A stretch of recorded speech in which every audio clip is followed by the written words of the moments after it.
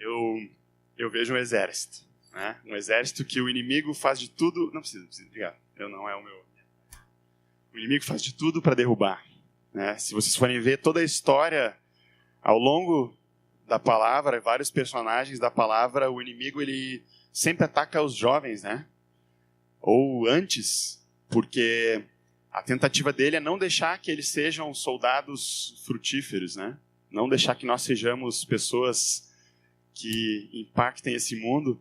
Então ele vai lá e tenta matar os bebês, né? A história de Moisés, com Jesus foi assim também. É por isso que o inimigo ataca tanto a geração de adolescentes de hoje em dia, com tentativa de suicídio, com tudo que a gente tem acompanhado aí, né? É porque ele sabe o que adolescentes e jovens totalmente entregues ao Senhor podem fazer, né?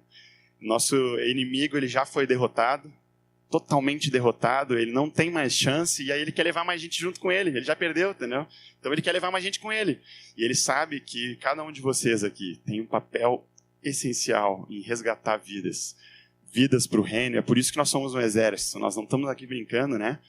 Cada dia nosso, na rua, no colégio, no trabalho, é um dia onde mais uma pessoa pode ser livre das garras de Satanás, ser transportada do império das trevas para o reino do Filho da Luz. Amém? É uma alegria estar aqui com vocês.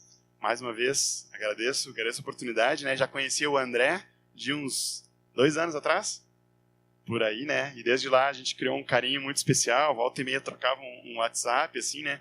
Aí ficava sabendo que o pai ia vir para cá, eu ficava me coçando lá para tentar vir junto, né? E aí o Senhor abriu essa oportunidade.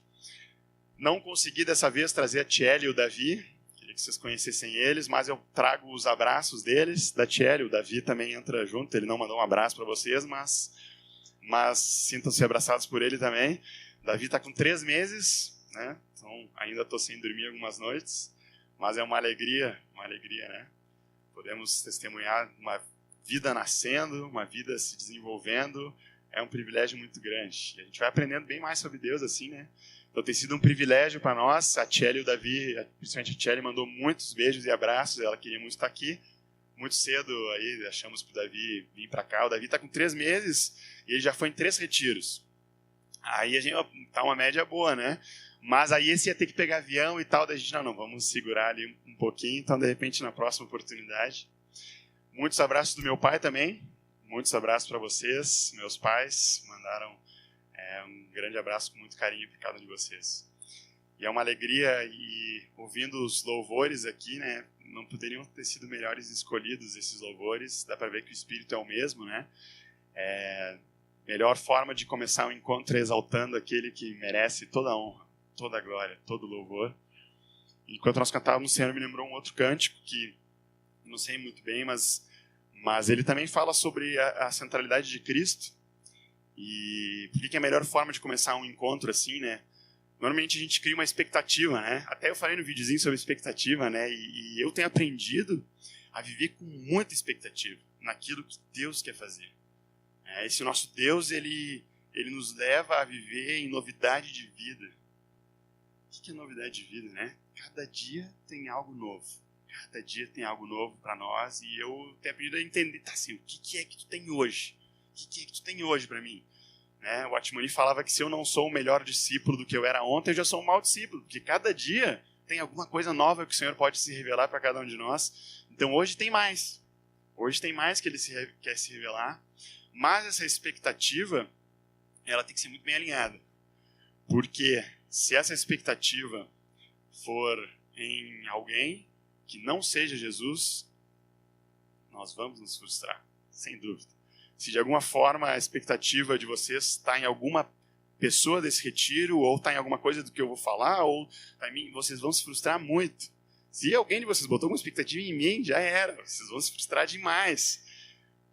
Mas eu tenho aprendido que se nós colocamos a nossa expectativa em Jesus, nós nunca nos frustramos. Ele é o único que não nos desaponta, que não nos decepciona, que não nos trai, que não nos frustra. Cara, Jesus é demais. Ele é muito bom. Então essa nossa expectativa tem que estar nele, né? E a melhor forma de começar esse retiro é louvando, né? Dizendo que porque dele, por ele e para ele são todas as coisas. Todas as coisas. Por que nós estamos aqui? Porque dele, por ele, para ele são todas as coisas. A ele, pois, a glória eternamente. Ou seja, nós estamos aqui para glorificar o nome dele.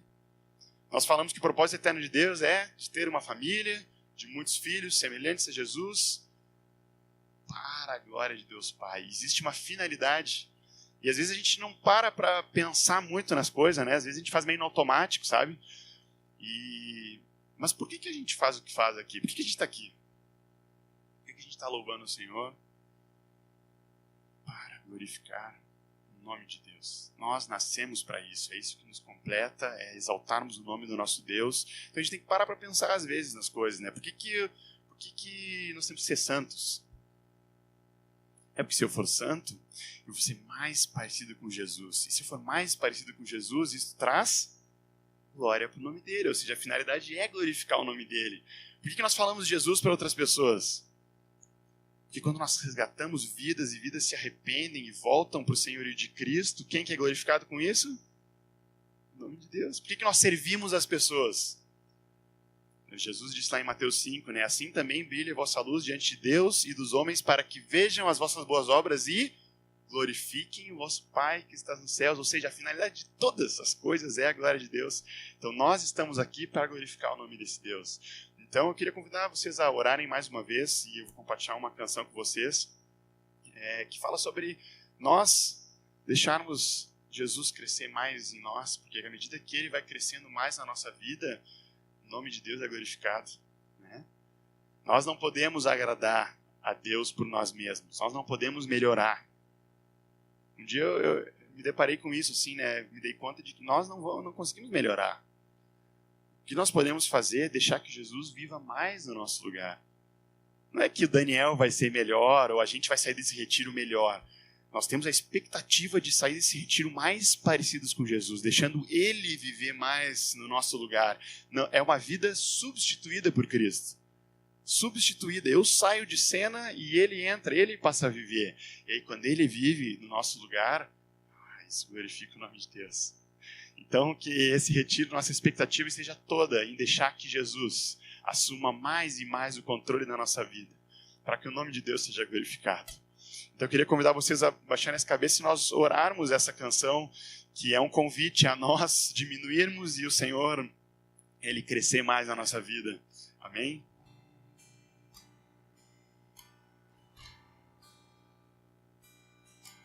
Mais de ti,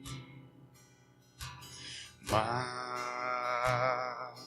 de ti, menos de mim, menos de mim, menos de mim, menos de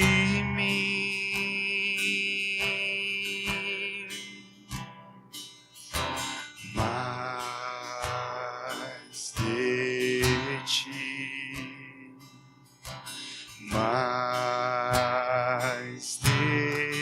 ti, menos de mim, menos de mim, menos de mim, menos de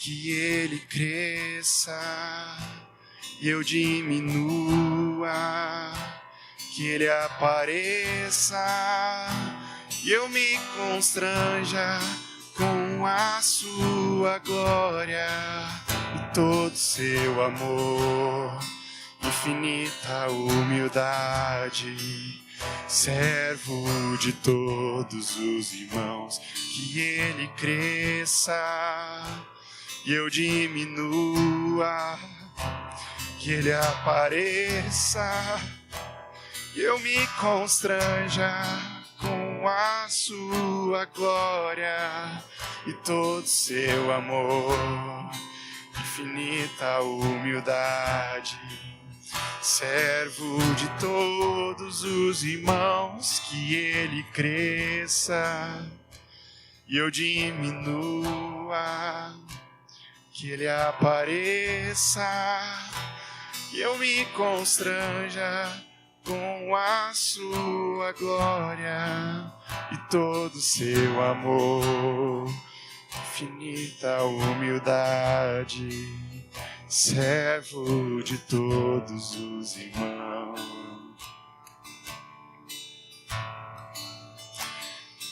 Aleluia, Jesus. Nós queremos declarar nessa noite, Senhor, que Tu é o centro, Senhor.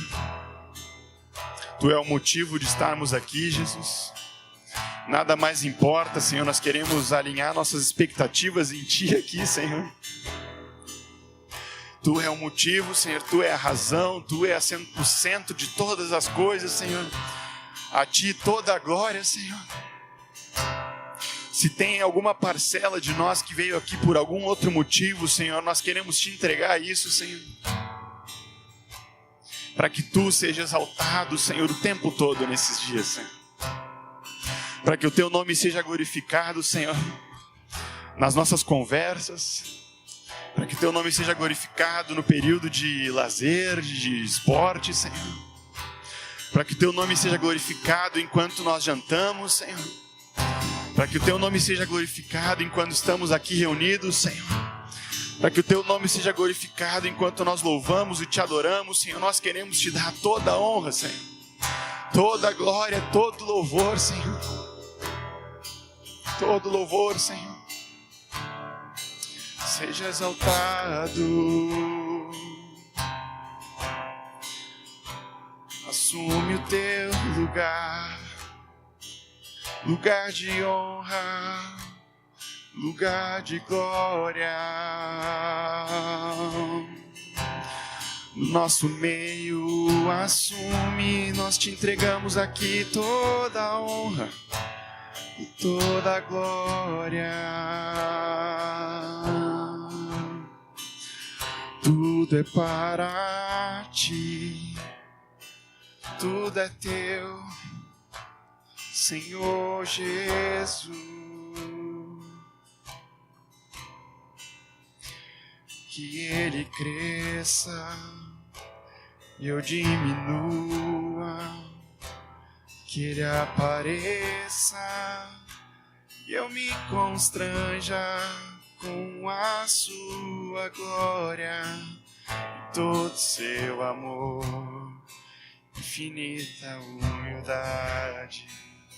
Servo de todos os irmãos, que ele cresça e eu diminua, que ele apareça e eu me constranja com a sua glória e todo seu amor, infinita humildade, servo de todos os irmãos.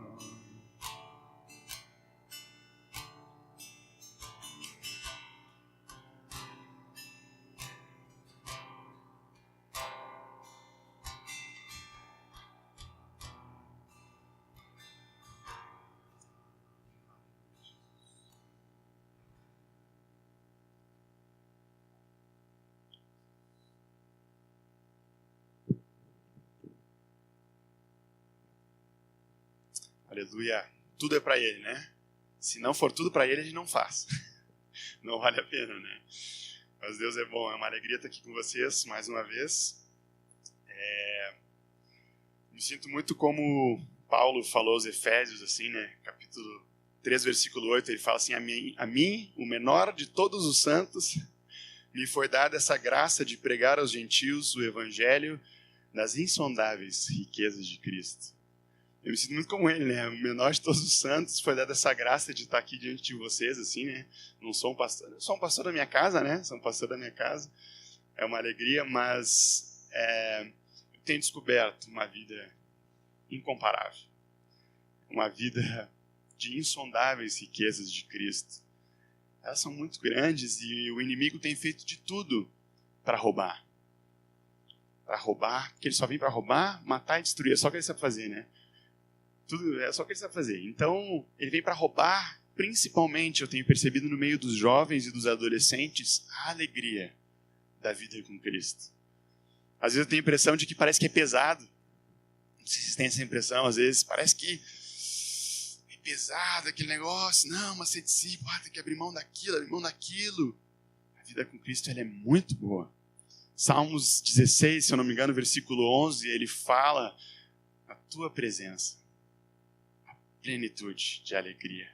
Na tua destra, delícias perpetuamente. Cara, é um lugar muito bom. Plenitude de alegria. O que é algo pleno? É o completo. Não falta nada. Por isso que a segunda canção teve tudo a ver também, né? Porque Deus me deu tudo. Vocês conseguem entender que tudo, do grego, é tudo?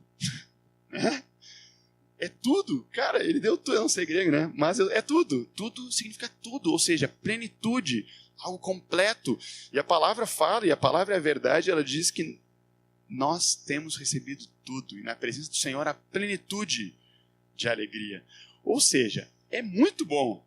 Entende que é muito bom isso? Na tua destra, na tua direita, né? Quando eu estou com Ele, delícias para sempre. Cara, isso aqui é muito bom. Então, se nós não temos vivido isso, é uma coisa errada.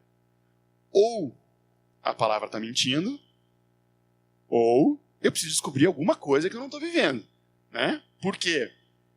Não está certo, né? Ou eu estou certo ou a palavra está certa. Vamos lá, cada um aí pondera o que está certo aqui. Mas assim, a palavra de Deus é verdade. Jesus disse: santifica-os na tua verdade. A tua palavra é a verdade. Então assim, pensa o que quiser, a verdade é a palavra de Deus. E se a palavra de Deus diz que na presença dele a plenitude de alegria, eu quero viver. Eu quero viver essa alegria. E o que o Senhor tem falado conosco, e principalmente na minha casa, assim, é que essa vida, ela é constante. É uma alegria constante. Paulo fala, se eu não me engano, em Filipenses 4, ele diz: alegrai-vos no Senhor, mais uma vez vos digo alegrai-vos. E aí ele fala logo depois e diz: aprendi a viver contente em toda e qualquer situação. Ele aprendeu o que era plenitude de alegria. Eu aprendi a viver contente em toda e qualquer situação. Não quer dizer que ele estava sempre rindo. Difícil ele estar rindo lá, sendo açoitado, no meio do naufrágio. Contente significa com o coração contentado. Cristo é suficiente. E quando a gente descobre que Ele é tudo para nós, Ele é suficiente, a gente encontra um lugar onde nós temos plenitude de alegria.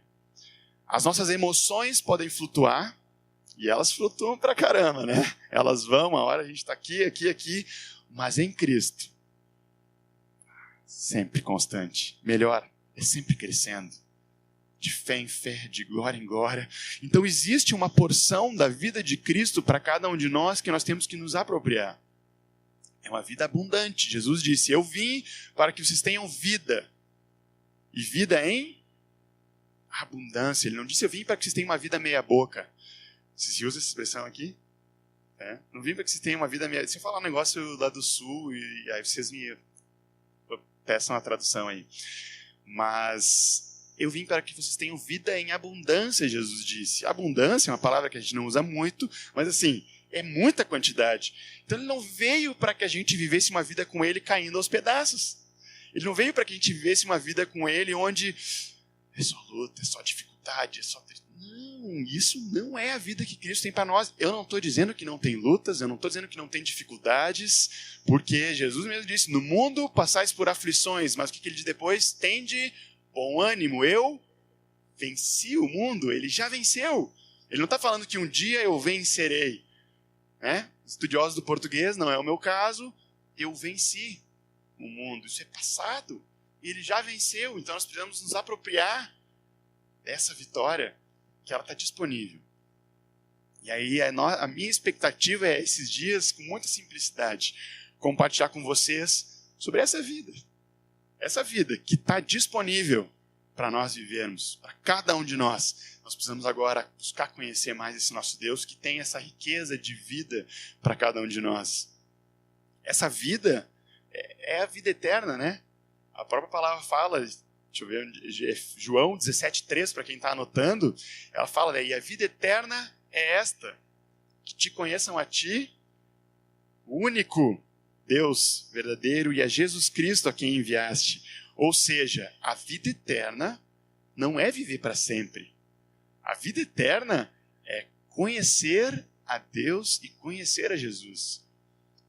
E nós vamos fazer isso para sempre. Ou seja, ele é tão grande que nós vamos passar a eternidade inteira conhecendo esse nosso Deus, que é digno de toda honra, glória e louvor. E por que não começarmos essa vida eterna agora? Se a vida eterna é nós conhecermos esse Deus e conhecermos a Jesus a quem Deus enviou, nós podemos viver essa vida eterna agora. E essa é a proposta que Deus tem para nós. É por isso que Jesus diz que ele veio para nos dar vida, porque é essa vida eterna, abundante, disponível hoje para cada um de nós. Então é muito bom. Não estou falando que é sempre fácil, mas é sempre bom. É sempre bom. Nós precisamos nos apropriar dessa vida e descobrir isso. E nem sempre isso foi uma realidade para mim. Claro que não, e ainda tenho aprendido muito quanto a isso. Eu me converti muito cedo, com 5 anos de idade, na verdade, entreguei minha vida para o Senhor, então foi a minha primeira conversão. Eu tive 6 conversões. Né? Conversão é mudança de rumo. Quando está fazendo autoescola lá, tem que converter à direita, tu vai virar o carro para a direita. Isso é conversão. Minha vida está indo para cá e de repente eu mudo de rumo minha vida, eu me converto. Então eu tenho umas 6 experiências onde, cara, Deus mudou completamente a minha vida. Eu me converti de novo, né? Me converti de novo para Ele, para algo novo que Ele queria se revelar. A primeira conversão foi aos 5 anos. Entreguei minha vida para o Senhor, fui batizado depois do Espírito Santo, antes das águas, ainda como criança, né? Mas, como todos nós, eu tinha que ter a minha experiência com Cristo. No reino filho de peixinho não tem nada de peixinho, né? Então não era porque meu pai ou minha mãe tinham uma vida com Cristo que eu ganhei isso automático, por osmose, por estar lá em casa, agora absorvia, né? Não, eu precisava ter uma experiência com Cristo, e eu tive uma experiência com 5 anos. Ela não foi inválida, claro que não. Mas chega um momento que Deus, ele nos leva a novos níveis de intimidade com Ele. Nós não podemos estagnar no reino. E muitas vezes o maior inimigo da igreja e das nossas vidas é o conforto. Porque a gente chega num nível de espiritualidade, talvez, onde está bom. Parece que está bom, né? Só que se eu já vivo aquilo que eu sei que eu estou vivendo, eu não preciso mais de fé para viver aquilo que eu estou vivendo, porque eu já sei viver. Mas tudo que não provém de fé é pecado, e a palavra fala, né, que sem fé é impossível agradar a Deus. Então Deus se agrada quando nós nos lançamos em fé, buscando algo novo de Deus para as nossas vidas. E aí sabe o que Ele faz para nós experimentarmos esse novo? Muitas vezes, Ele nos põe num deserto. Por quê? Porque o deserto abala o nosso chão, né? O deserto, cara, parece que Deus tirou o meu chão, Ele tira o nosso chão, parece que a experiência que eu tinha com Ele não valeu, parece que está faltando alguma coisa, parece que está tudo errado na minha vida, mas na verdade, sabe o que acontece? Ele nos coloca nesses lugares para que nós paremos e pensemos, alguma coisa tem que mudar. Porque se está tudo na calmaria sempre tão bem, por que mudar? Está muito bom. Então nós passamos por experiências ao longo da nossa vida que nos chacoalham. Elas nos sacodem, elas nos tiram da zona de conforto para que a gente busque, Senhor, o que Tu quer para mim? Qual que é o Teu novo para a minha vida? Com 15 anos eu descobri um novo de Deus, porque eu estava num deserto. Não cheguei a ir para o mundão totalmente, mas meu coração já estava lá, né? Minhas atitudes ainda eram muito corretas e cristãs, mas meu coração, né? Então, na verdade, assim, essa linha aqui, né? Lá é o mundo, aqui é o reino. Eu estava aqui assim, ó, né? Flertando com o mundo, sabe? E é um lugar muito perigoso. É muito perigoso. Eu não estou pecando, né? Mas é um passo para a gente cair. É um passo para a gente ir. Então, assim, vamos para o centro, onde está Cristo, né? Não tem por que a gente andar na beirinha. E eu estava com os meus 15 anos andando na beirinha. Bem na beirinha. muita amizade com os colegas do colégio. 15 anos, eu devia estar na 8ª, talvez. 9º. Não existia 9º na minha época. É o primeiro ano. Então foi da 8ª para o primeiro ano. E eu me lembro que estava muito... Não, agora tem 9º ano, né? Então, vocês façam a conversão aí. Mas foi um ano muito difícil. E eu fui num retiro de carnaval naquele ano. Período de carnaval, aí eu já tinha 15 anos, se eu não me engano. E foi ministrado sobre comunhão com Deus, naquele retiro. 4 palavras. Uma delas foi sobre oração. Outra foi sobre leitura da palavra. Outra foi sobre jejum. E outra foi sobre a vida de adoração. E aí terminou aquele retiro. E aí eu falei, cara, eu sou um baita de um hipócrita. Eu vivo uma coisa, um exterior, né, estereótipo, mas eu não tenho intimidade com ele. E aí naquele dia eu me converti de novo. Aí eu entreguei a minha vida para o Senhor de novo e eu disse, eu quero ter essa intimidade contigo. E naquele momento eu tomei uma decisão tão radical, por misericórdia de Deus, totalmente misericórdia de Deus, mas que eu nunca mais voltei atrás. Nunca mais eu cheguei perto daquela borda, porque não vale a pena. Segunda-feira, era carnaval, o retiro deve ter acabado na terça-feira. No dia seguinte eu comecei a mudar a minha vida. Eu me afastei de quem não me levava para Cristo, eu procurei me aproximar de quem me levava para Cristo, e eu comecei a acordar mais cedo, antes de ir para a aula, para ler a palavra, para buscar orar diante do Senhor. E hoje eu estou com 28 anos, então faz 13 anos, mesma decisão. Agora com o Davi tem uns dias que eu não consegui acordar mais cedo, né? Eu acordei muito cedo, mas a mesma decisão. E é por isso que um retiro como esse, eu sei da importância que tem nós estarmos aqui juntos. Porque talvez alguns de vocês precisem dessa decisão. E ela não é uma decisão que na terça-feira, quando nós voltarmos, nós vamos voltar atrás nessa decisão. Ela pode ser assim como eu tomei uma decisão para o resto da vida. Para o resto da vida, onde nós não voltamos atrás. Muita coisa começa a acontecer quando a gente decide que a nossa vida é totalmente dele. Você quer cuidar de vidas? Te entrega totalmente a ele. A tua vida vai brilhar. Quando nós estamos tão cheios de Jesus, sabe o que acontece? A vida de Cristo em nós contagia. Ela contagia, ela transborda. Então não precisa fazer muito esforço, entende? Porque a gente está tão cheio de Jesus, a gente está sugando Jesus todos os dias, se alimentando dele, a gente transborda. E isso contagia. Então, logo depois comecei a cuidar de vidas e foi aí que nasceu uma carga pelos adolescentes. Quantos aqui tem menos de 18 anos? Nem alta mão, sem vergonha. Isso aí. 15 anos eu tinha. Quantos tem 15 anos? Exatamente. Aí, ó. Uma idade muito importante, porque eu sei que um adolescente pode decidir uma decisão tão séria com Cristo que vai valer a vida inteira. Não quer dizer que a gente não tem que todos os dias decidir de novo por Cristo. Mas ali eu me converti de novo. Com 18 anos eu me converti de novo. Segunda-feira de manhã eu conto essa outra história. Né? E eu tive mais umas 2 ou 3 aí no meio, que aí seria muito longo para contar aqui agora. Mas faz pouco tempo, ano passado, eu tive uma outra experiência com Deus que foi muito marcante. Ela é muito básica. Mas sabe quando Deus fala contigo? Já ouviu aquilo 1 milhão de vezes. 1 milhão de vezes. Mas as coisas espirituais, lembra do materialzinho que eu mandei ali? As coisas espirituais, elas se discernem espiritualmente. Então nós dependemos do Espírito Santo abrir nossos olhos. E aí o Espírito Santo abriu meus olhos para uma coisa muito simples. Eu entendi que ele vive em mim. Vocês deram conta nisso? A palavra fala que aquele em quem habita corporalmente a plenitude de toda a divindade, ou seja, o cara é muito grande.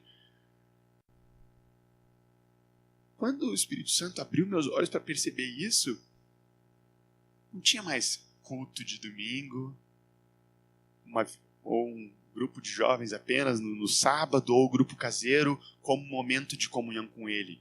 É o tempo todo. Você acredita que é possível ter comunhão com o Senhor o tempo todo? Eu tô lutando, estamos nos esforçando para isso, né? Mas Ele vive dentro de nós. Então, na verdade, nós temos comunhão com Ele o tempo todo. Só que nós precisamos estar atentos à voz dele no nosso dia a dia. Entende? Se eu ignoro essa realidade espiritual, que é um fato, porque a palavra nos garante que ele vive em mim, se eu simplesmente ignoro isso no meu dia, eu vou trabalhar, vou estudar e tanto faz, entendeu? Mas se eu entendo que quando eu vou trabalhar, quando eu vou estudar, quando eu estou em casa, ele está comigo, isso significa que ele se importa comigo nos mínimos detalhes do meu dia. Isso significa que ele quer se fazer presente no meu dia. Então algumas coisas começaram a mudar na minha vida naquele momento. Porque eu entendi, agora eu estou na empresa. Estava na empresa. Eu trabalho com gestão de projetos até o final do ano passado. Mas eu vou montar um cronograma agora para esse projeto. Senhor, que datas tu quer que eu coloque nesse cronograma? Quantos acham que o projeto vai atrasar? Foi ele que disse as datas. Quando eu comecei a fazer entrevistas no trabalho, eu era gerente de uma área, metade da empresa eu tinha contratado. O que aconteceu nas entrevistas? Eu fiz um curso e tal, beleza. Mas o que chegamos no final do processo seletivo?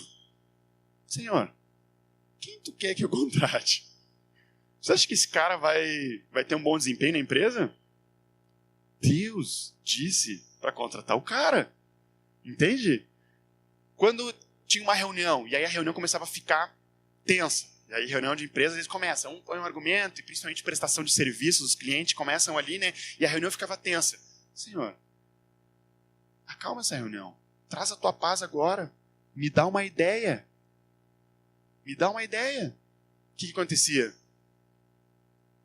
Às vezes parece que a gente não pede para Deus, porque a gente acha que Ele vai dizer assim, olha o que tu está me pedindo, tu acha que eu sou Deus? Mas Ele é Deus. E aí, às vezes, a gente não pede as coisas, a gente não envolve Ele no nosso dia a dia. Ele não está interessado na minha vida, naquilo que eu estou fazendo. Ele deu o próprio Filho por ti. Como Ele não vai estar interessado na tua vida?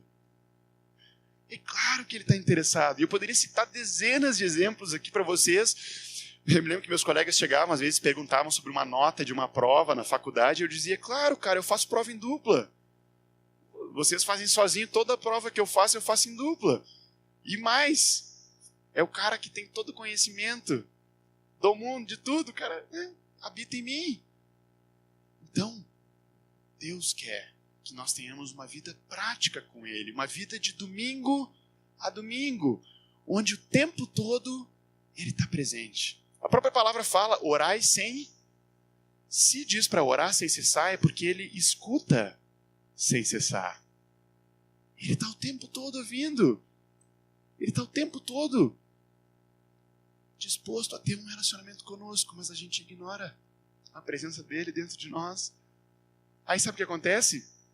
Passa a semana toda a gente se enchendo de coisas que não são dele. Aí a gente se enche, conversa no almoço, no trabalho, né? Aí a gente vai se enchendo. E tem coisas que a gente se enche involuntariamente. Aí tu vai lá no supermercado e aí tá aquela música lá, né? Tô no supermercado, tô me enchendo involuntariamente. Tem coisas, aí tu tá almoçando, tá ouvindo os colegas de trabalho falando besteira. Mas só tem essa mesa aqui, involuntariamente. Agora, tem uma diferença entre eu alimentar a minha carne com migalhas ou eu dar o filé mignon para ela e eu decidir me alimentar de coisas que não edificam. Isso faz total diferença, entende? E aí sabe o que acontece? A gente fica ao longo da nossa semana, às vezes a gente esquece de se encher da vida de Cristo através da palavra, da oração, do jejum, da vida de adoração, e a gente vai se enchendo de Netflix, vai se enchendo de vídeo no YouTube, vai se enchendo de, sei lá, cada um agora, o Espírito Santo está revelando coisas que têm sentido. Não estou aqui para acusar ninguém, porque eu estou falando da minha vida. Mas aí, eu estou lutando com uma área, não consigo vencer. Mas está se enchendo de besteira. Uma menina compartilhou esses dias lá com a minha esposa que ela estava com dificuldade numa área específica. Uma área do coração dela, coração muito agitado, estava tendo dificuldade, principalmente com relação a uma ansiedade com relação a relacionamentos, né? E aí a gente vai olhar como é que é o dia a dia. Metade da tarde da pessoa é se enchendo de séries que falam só sobre uma utopia de relacionamento que envolve a alma, e aí termina a série, a gente está chorando junto com aquilo ali. Vocês acham que alimenta o quê? Aquilo. Ai, estou tendo dificuldade. Dá vontade de dar uns tapas, não? Né? Tipo, mas é claro. Mas a partir do momento que a gente começa a se encher da vida de Cristo, se encher da presença dele,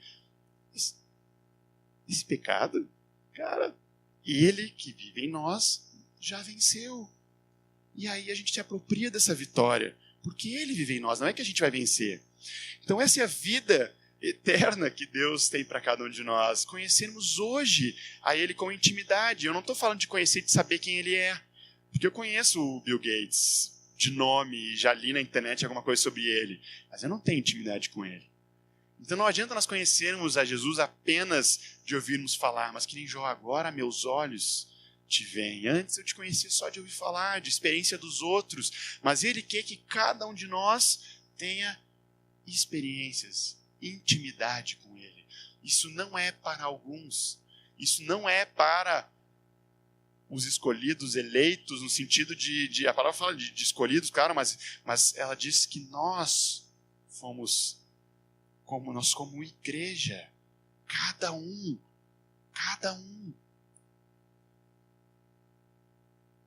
Nosso Deus, ele é totalmente inclusivo, ele não faz acepção de pessoas. Essa vida ela é disponível para cada um. Mas nós precisamos dar um passo. A gente precisa dar passos. E a minha expectativa com vocês nesses dias é nós conhecermos um pouco mais sobre essa vida eterna, um pouco mais sobre o nosso Deus e sobre Jesus. E eu queria orar de novo com vocês aqui, se vocês topam comigo, né? Porque, de novo, realidades espirituais, nós precisamos e dependemos do Espírito Santo. Amém? Senhor, nós te pedimos para que tu abra os olhos do nosso coração. Nós temos clamado, temos buscado, temos ansiado ouvir a tua voz e te conhecer mais. Nós queremos aqui, Senhor, te pedir para que tu abra os olhos do nosso coração, abra os nossos ouvidos espirituais para te conhecermos mais, para recebermos mais de ti. E uma vez que tu fale conosco, nos dá um coração disponível a obedecer. Não queremos ser ouvintes negligentes apenas, mas operosos praticantes da tua palavra. Então, uma vez que tu nos revelar coisas que temos que mudar, coisas que temos que nos apropriar, nós queremos obedecer. Então, nos dá esse coração nesses dias, Senhor. Em nome de Jesus. Em nome de Jesus. Amém? A ideia hoje é fazer mais uma introdução. Isso tudo não estava no script aqui, né? Então, me perdoem se eu estender um pouquinho. Eu tinha dito uns minutinhos, né? Mas assim, eu queria fazer um trato com vocês, tá? Nós temos nos preparado para esses dias. Então, a ideia não é que seja um monólogo, né? Sabe o que é um monólogo? Só um fala, né? Então, assim, cada um de vocês tem. Eu ouvi alguns testemunhos de reuniões que vocês fizeram, de buscas que vocês têm feito juntos do Senhor, meditado na palavra. Então, eu queria pedir para vocês que vocês ficassem atentos ao Espírito Santo. Para que, se ele falar com com alguém de vocês, olha, compartilha isso. Isso não é para ti apenas, é para a igreja. Então, que vocês tenham ousadia de se levantar e compartilhar isso para edificação. Não retenham aquilo que o Senhor quer fazer através de vocês. Amém? Então, em alguns momentos, eu vou perguntar se alguém tem alguma palavra, algum testemunho, algo a compartilhar. Eu queria encorajar vocês a, com ousadia e intrepidez, compartilharem. Amém? Esse versículo, ele fala muito para mim.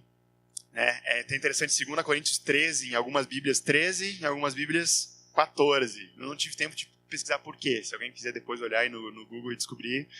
Mas eu acho que foi só uma questão de tradução ali, em algumas Bíblias é 13 e outras é 14, né? Mas o texto ele fala o seguinte: a graça do Senhor Jesus, o amor de Deus, o Pai, e a comunhão do Espírito sejam com todos vós. Esse texto, para mim, ele fala muito sobre o nosso Deus, que é o nosso objetivo, de nós conhecermos aqui mais esse nosso Deus. E aí, para começar essa introdução aqui, nessa primeira noite, eu queria dizer que o nosso Deus ele é um Deus 3 em 1. Né? Ele é um Deus triplo, ele é um Deus triuno. O que quer dizer isso? Ao mesmo tempo que ele é 3, ele é 1. Já começa a dar um nó, né? Como pode? Uma coisa ser 3 e ao mesmo tempo ser 1. Isso às vezes é difícil da gente entender, mas se a gente for olhar no nosso dia a dia, está cheio de exemplos de coisas que são 3 em 1. Né? Então a gente olha a água, por exemplo. A água ela é uma substância só, mas ela pode estar nos seus estados sólido, líquido e gasoso. Então ela pode ter 3 formatos diferentes, mas ao mesmo tempo é tudo água, né? Então esse é um exemplo.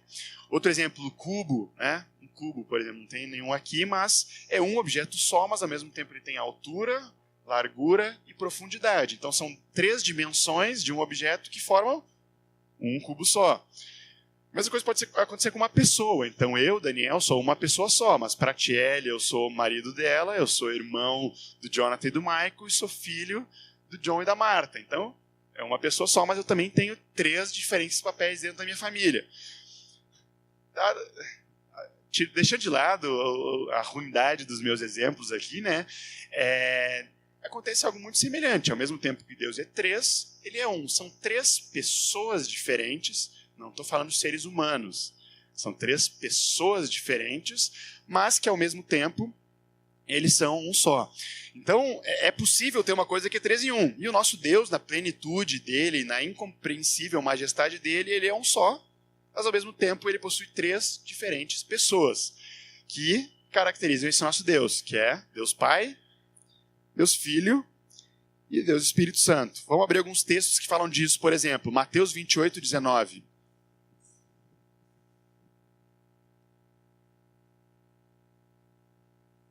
Mateus 28, 19.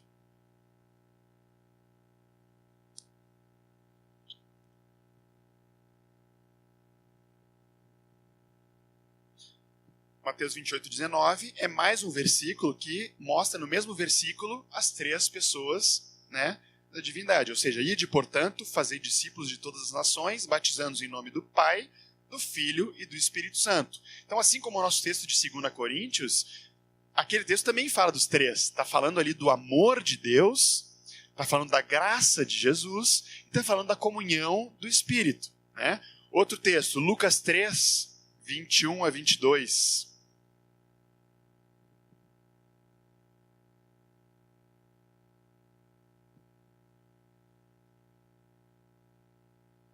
Lucas 3, 21 a 22, quem achou diz amém aí.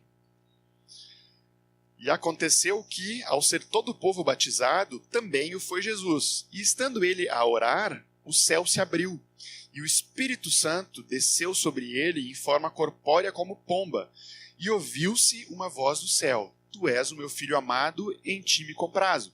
Mais um versículo que no mesmo texto mostra os 3. Jesus foi batizado, o Espírito Santo desceu sobre ele e o Pai falou: Esse é meu filho amado, em quem eu tenho muita alegria. Então, Deus Pai, o Filho e o Espírito Santo, e aí se alguém quiser anotar essa frase, eles vivem em uma perfeita harmonia,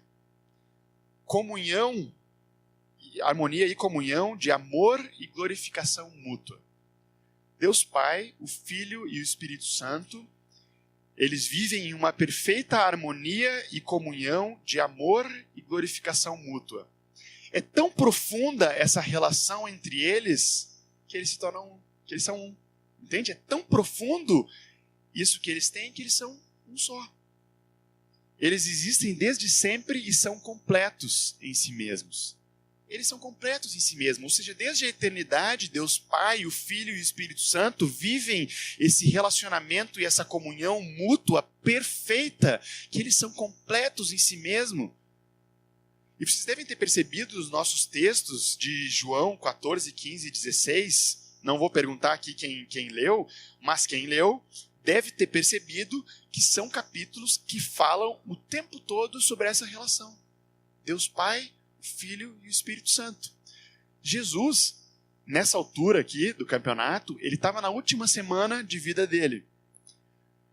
O que vocês fariam se tivessem na última semana de vida de vocês e vocês têm um tempo com as pessoas que andaram os 3 últimos anos todos os dias com vocês? Vocês jogariam conversa fora com eles?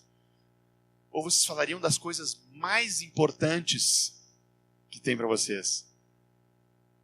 Então, de alguma forma, Jesus, depois de ter ceiado com os discípulos, depois de ter lavado os pés deles e ter apontado que haveria um traidor, ele começa a falar das coisas mais importantes. E aí, acho que 1/3 do livro de João é dedicado a essa última semana. Essa última semana, ou seja, aqui tem uma riqueza muito grande. Muito grande. E os discípulos, eles estavam tristes, porque Jesus tinha recém apontado, o traidor tinha recém apontado que ele seria entregue, e aí fala ali no João 14, versículo 1, diz: não se turbe, não se agite o vosso coração. Credes em Deus, credes também em mim. Então eles estavam agitados. E aí Jesus começa a introduzir e falar com mais clareza sobre a relação dele com o Pai e sobre a vinda do Espírito Santo. Tem uma riqueza aqui. Tem uma riqueza nesses textos que fala sobre essa relação. Deixa eu pegar alguns exemplos aqui. Eu vou citar alguns bem rapidinho, só para vocês verem o quão preenche essa relação do Pai, o Filho e o Espírito Santo, esses capítulos aqui. Então, no versículo 2 do capítulo 14, na casa de meu Pai há muitas moradas. No versículo 6, eu sou o caminho, a verdade e a vida, ninguém vem ao Pai senão por mim. Olha a relação entre eles. Para ir para o Pai, nós precisamos ir através de Jesus. Olha só. Que mais? Versículo 10, por exemplo. Vocês não creem que eu estou no Pai e que o Pai está em mim? O Pai está em mim, eu estou no Pai, uma coisa só. Mas o Pai, ainda no versículo 10 ali, mas o Pai que permanece em mim faz as suas obras, o Pai permanece nele. Versículo 11, crede-me que eu estou no Pai e o Pai está em mim de novo. No versículo 12, eu vou para junto do Pai. Versículo 13, a fim de que o Pai seja glorificado no Filho. O Filho está no Pai, o Pai está no Filho, o Filho glorifica o Pai. Versículo 16, e eu rogarei ao Pai, e Ele vos dará outro Consolador, que é o Espírito Santo, a fim de que esteja sempre convosco. Então, assim, o Filho pede para o Pai manda o Espírito. Vocês estão entendendo essa relação entre eles? Perfeita. De glorificação mútua. Então, o Pai se glorifica, ele se alegra no Filho, e ele é glorificado pela vida do Filho. O Filho, Jesus, glorifica o Pai e aponta para o Pai para que ele receba toda a glória. E o Espírito Santo vem para testemunhar sobre Cristo, para apontar para Cristo, para nos levar para Cristo. Então, é uma relação perfeita entre eles. Eu poderia citar aqui até o final uma série de versículos que falam sobre isso. Mas há uma riqueza aqui. Uma relação perfeita entre eles, desde a eternidade. Um apontando para o outro, um glorificando ao outro, em amor, perfeito. Só que aí acontece uma coisa. Deus é demais. Acontece uma coisa. Quando Jesus ele vem em carne, e ele sempre fez parte dessa comunhão perfeita entre o Pai, o Filho e o Espírito Santo, mas o homem tinha pisado na bola. Tinha feito, besteira. Porque tinha decidido ser independente de Deus, e ao ser independente de Deus, o Espírito dele, que é o único lugar onde Deus poderia ter um relacionamento, uma comunhão com o homem, estava morto, apagado. Então o homem se fez inútil para o propósito de Deus. Alguém tinha que consertar aquela bagunça, E aí Jesus se prontifica, o Pai envia o Filho. Nós vamos falar bastante sobre isso amanhã, então não vou me ater nisso, mas Jesus vem e ele morre no nosso lugar. Amanhã nós vamos entrar mais nisso, tá? Então, não vou me ater aqui nisso, mas aqui tem um segredo. Ao Jesus morrer e ressuscitar, duas coisas fundamentais acontecem. A primeira delas é que ele venceu. Ele venceu a morte, o pecado, o mundo. Jesus ele foi exaltado, a palavra fala em Filipenses 2, pelo que também Deus o exaltou. Ele exaltou Jesus sobremaneira. Ele deu o nome que está sentado acima de, que é sobre todo nome, Para que o nome de Jesus, diante do nome de Jesus, se dobre todo o joelho, nos céus, na terra e debaixo da terra, e toda língua confesse que Jesus é o Senhor. Então, naquele momento, Deus exaltou a Jesus. Jesus foi glorificado. Essa é a primeira coisa. Jesus ressuscitou e ele foi glorificado. E aí depois, duas coisas acontecem. Ele envia o Espírito Santo. Jesus fala que era mais importante que ele fosse, e aí nós vamos falar um pouco mais sobre isso no domingo, mas ele diz, convém que eu vá para que eu envie o Consolador. Então isso foi uma coisa. Mas a outra está lá em Efésios, capítulo 1.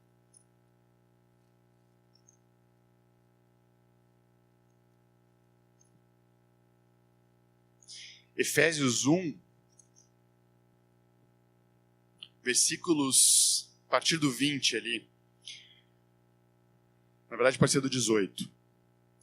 ele fala o seguinte: iluminados os olhos do vosso coração, para saberdes qual a esperança do seu chamamento, qual a riqueza da glória da sua herança nos santos, e qual a suprema grandeza do seu poder para com os que cremos, segundo a eficácia da força do seu poder. Eu não consigo nem entender o tamanho desse poder aqui.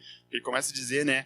Suprema grandeza do seu poder, a eficácia da força do seu poder, o qual ele, Deus, exerceu em Cristo, ressuscitando dentre os mortos, fazendo assentar à sua direita nos lugares celestiais, acima de todo principado e potestade e poder e domínio e de todo nome que se possa referir, não só no presente século, mas também no vindouro, e pôs todas as coisas debaixo dos pés.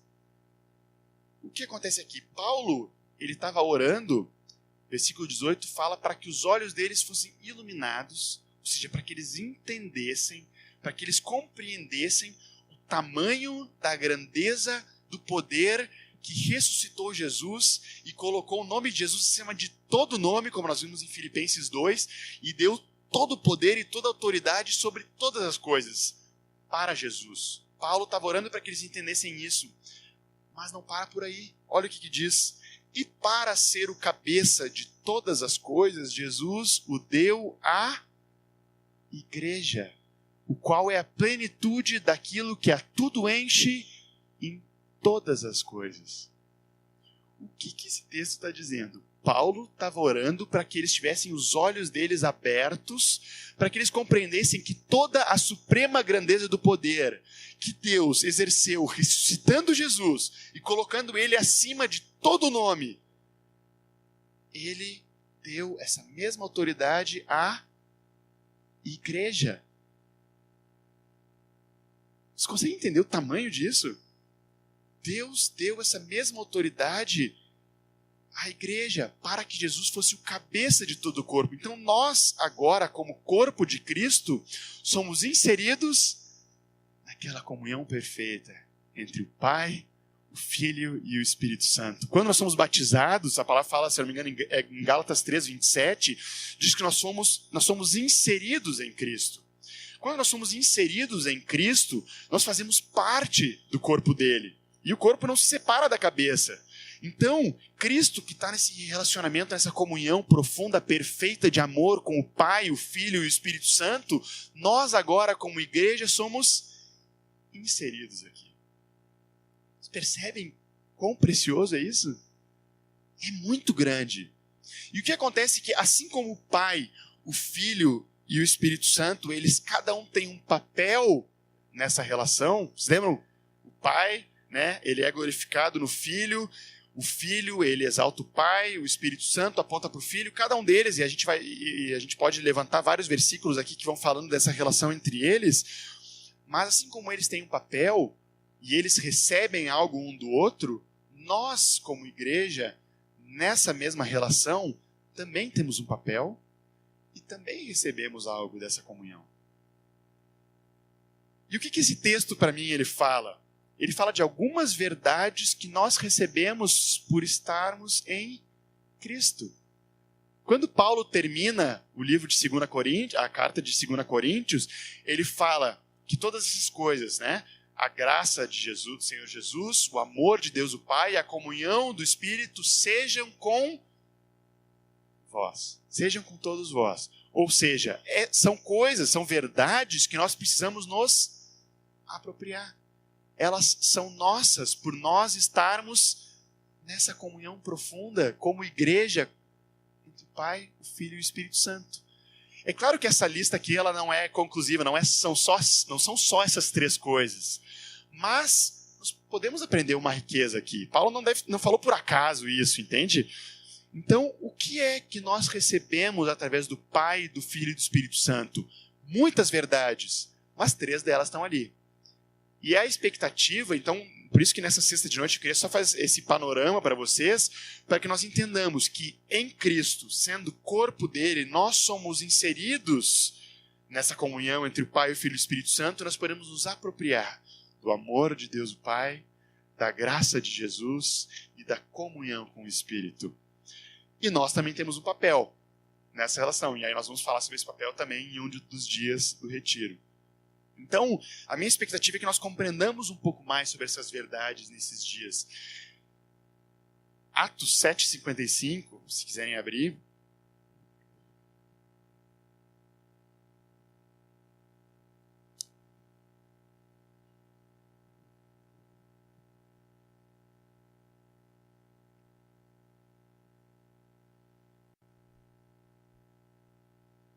Atos 7:55 é outro dos versículos que falam das três pessoas da Trindade, né? Ele diz assim, ó, mas Estevão, cheio do Espírito Santo, fitou os olhos no céu e viu a glória de Deus que estava e Jesus que estava à sua direita. Então Estevão estava cheio do Espírito Santo, ele olhou para o céu e viu a glória de Deus e Jesus que estava à sua direita. E para que Estevão visse a glória de Deus e visse a Jesus, ele tinha que estar cheio do Espírito Santo. A vida eterna é essa, que te conheçam a ti, o único Deus verdadeiro, e a Jesus Cristo a quem enviaste. Se nós queremos ver a Deus e a Jesus, nós precisamos estar cheios do Espírito Santo. Precisamos estar cheios do Espírito Santo, porque é Ele quem revela. Então por isso que eu fiz um convite para vocês, de nós estarmos nos preparando antes desse retiro, para que nós já cheguemos aqui com o nosso espírito sensível, afinado à voz do Espírito Santo, porque é Ele quem revela. Nós só vamos conseguir enxergar toda essa grandiosidade que nós estamos falando aqui, dessa vida abundante com Cristo, se o Espírito Santo nos revelar. Então, não quero me alongar aqui, a ideia não era esgotar o assunto, mas era dar esse panorama para vocês nessa noite, mas eu queria de novo ressaltar a importância de nós estarmos sensíveis ao Espírito Santo nesses dias. Senão, nós podemos sair igual. Então, que nós cuidemos tudo aquilo que a gente for conversar, para que as nossas conversas nas refeições, nos intervalos, elas convirjam para Cristo. Senão a gente pode se perder, sabe? E perder, de repente, por não estar sensível ao voz do Espírito Santo, ao que Ele quer falar. Eu quero animar vocês a que nós nos dediquemos nesse tempo. É por isso que nós estamos retirados, né? A gente está retirado aqui justamente para isso. Para ficar mais sensível à voz do Espírito Santo.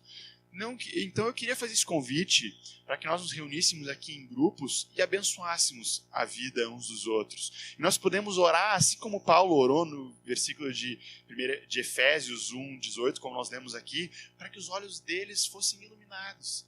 Nós podemos orar a mesma coisa aqui, uns pelos outros, para que os nossos olhos espirituais eles sejam abertos, sejam iluminados, para que nesses dias nós compreendamos um pouco mais sobre essa vida abundante que Deus tem para nós, onde nós nos apropriamos do amor do nosso Deus, da graça do nosso Senhor Jesus e da comunhão do Espírito Santo. Amém? Podemos fazer isso?